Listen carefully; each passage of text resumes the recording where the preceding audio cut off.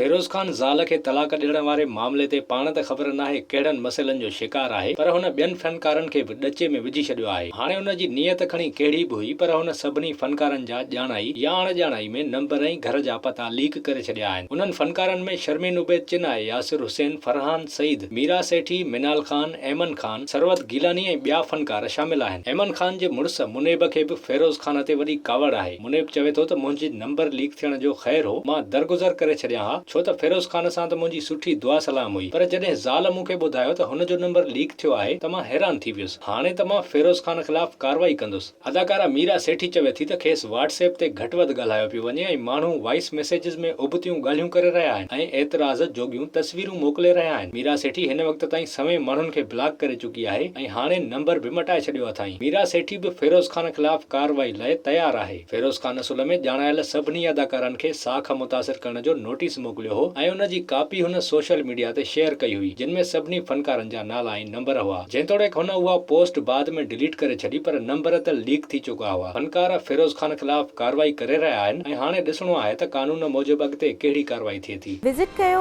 अवामी आवाज़ media group जी website awamiawaz.pk